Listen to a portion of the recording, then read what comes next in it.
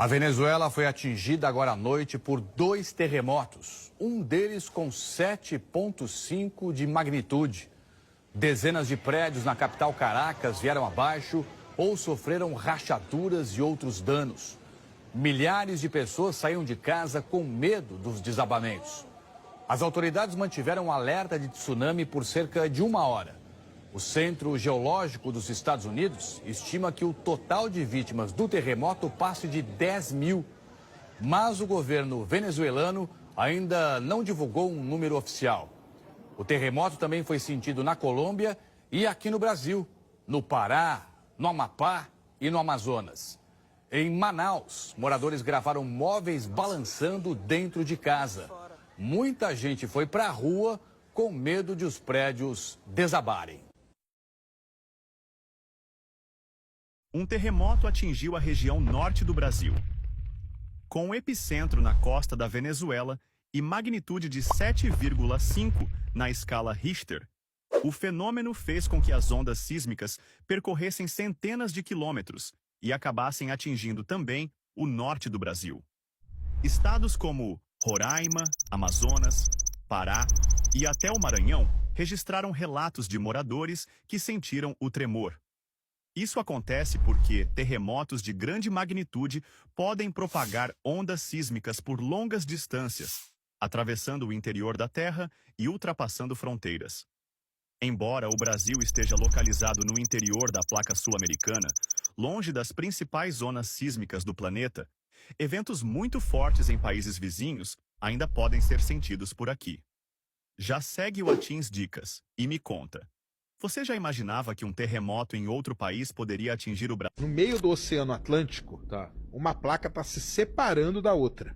E o que tem no meio? Aí no meio tem a dorsal mesoatlântica. É um buraco? Um vão. O Felipe Raime até teve lá agora, na Islândia, e ele foi em cima da dorsal. Porque ela cruza o meio da Islândia. E lá tem um lugar que você vê o buraco. E ela tá separando, se não me engano, é 3 centímetros por ano. São 2 placas. Aqui do lado é a placa sul-americana e a placa africana. Então a gente chama de divergente. Cada um indo pro lado. Aqui no meio tem um monte de fumarola, que é fonte hidrotermal. Pequenos vulcõezinhos que aparecem aqui no meio. A gente tem o que acontece no Chile, que é uma placa entrando embaixo da outra. Uma placa vem aqui, ela entra embaixo da outra, subiu, formou os Andes. E ela continua entrando aqui. Quando essa placa vai entrando, a rocha vai derretendo. Quando essa rocha derrete aqui, acontece terremoto aonde? No Acre, cara. Se você pegar o Acre e descer uma linha retinha aqui dele, olhando de lado, é... Sedentas por tua glória, estrada sem ninguém pra caminhar, caneta sem ter quem escrever histórias, uma casa sem ninguém pra habitar,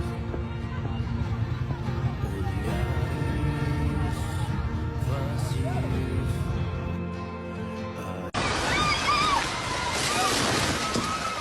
Están saliendo todas, mira, esta señora está pariendo, esta está pariendo. Es todo un caos, las pacientes ya nos bajaron, el hospital lo están desalojando porque se rompió todo el techo, todo. Las mujeres pariendo, horrible. Dios mío, no, Dios, protege. La bota temblando, hijo. Ah, huevona.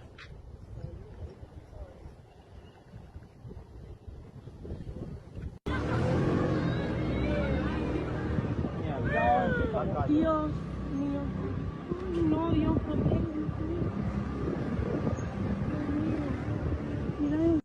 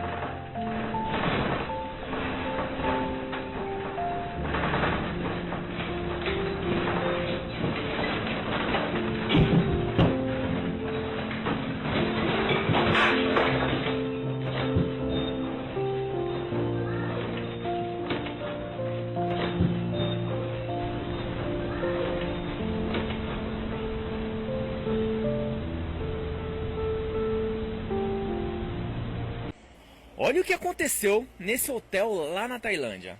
Tá o casal ali no rooftop, na piscina de borda infinita, curtindo. Um dia normal. De repente, começa um terremoto. E aí a água começa a balançar de um lado para o outro. E o problema é que essa piscina é de borda infinita. Então imagina. Essa água simplesmente te derruba lá do último andar. Graças a Deus deu tempo do casal se salvar. Ele fez uma coisa que eu não faria, foi salvar os seus pertences ainda. Eu já teria ido embora faz tempo. Olha só que perigo. Mas no fim deu tudo certo. Diz aí nos comentários o que você faria se estivesse numa situação como essa. De repente, o prédio começa a balançar e você está no último andar na piscina de borda infinita. Deixe seu comentário.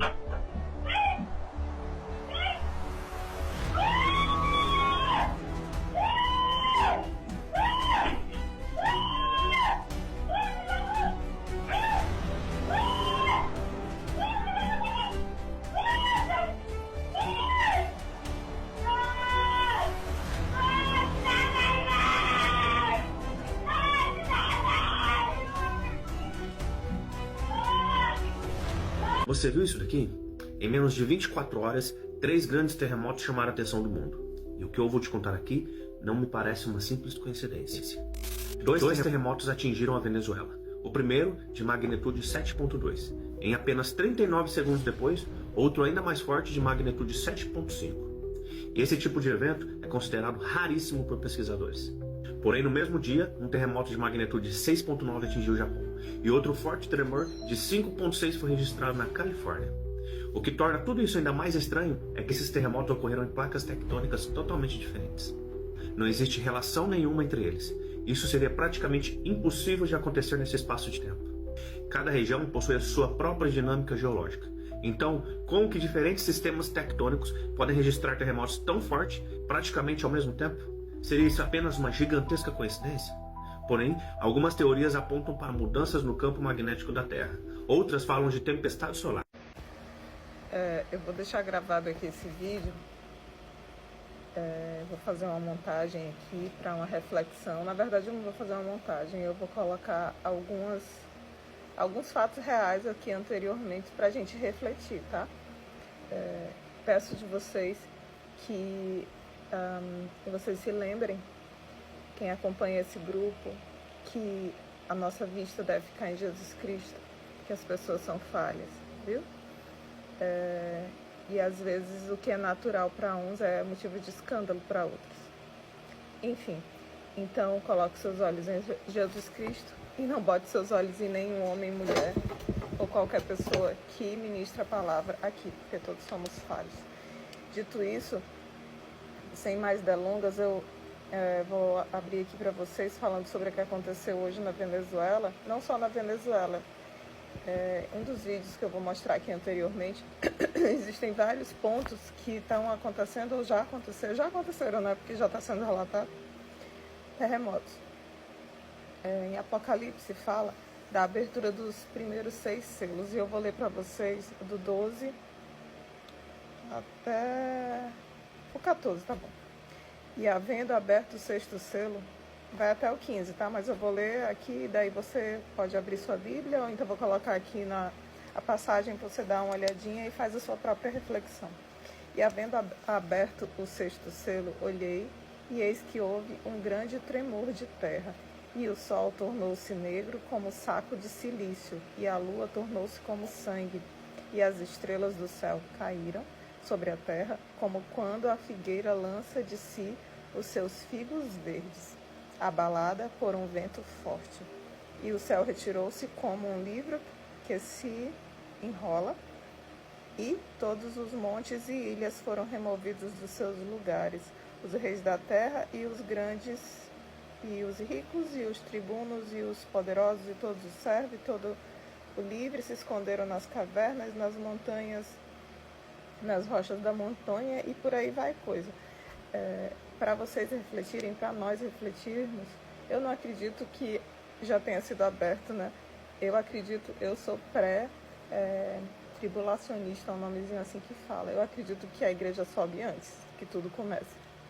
Porém, existe sim, com certeza, esses são prenúncios do fim, né? E existem também instituições de Satanás, com pessoas extremamente inteligentes e bilionárias, trilionárias, que investem em muitas situações para, digamos assim, chamar, adiantar, né, a vinda da besta. Enfim, resumindo a história, né? Enfim. Então, eu peço que vocês reflitam sobre esse livro e que, em nome de Jesus, nem eu e nem você precise pagar um preço muito alto para dizer: meu Deus, por que eu não acreditei em Cristo? Por que eu não acreditei nessa palavra aqui antes? E não precise passar pela grande tribulação. Não acredito, mais uma vez repetindo, que o que está acontecendo nesse momento já seja isso. Porém, com certeza são prenúncios, né?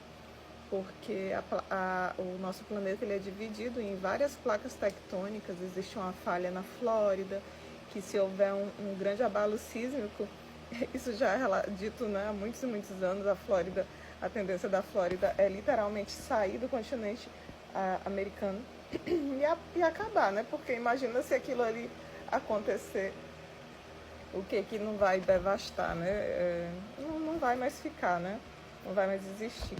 Mas enfim, são muitas histórias, algumas coisas são especulações, outras coisas são bíblicas, outras coisas são realmente ciência, né? Então, reflita sobre o que verdadeiramente é importante para a sua vida e que você, meu querido irmão, irmã, ou você que ainda não se firmou, ou está de boa vivendo a tua vida como Zeca Pagodinho, deixa a vida me levar, a vida leva eu, você possa se posicionar, não por medo, mas por temor e tremor diante de Deus.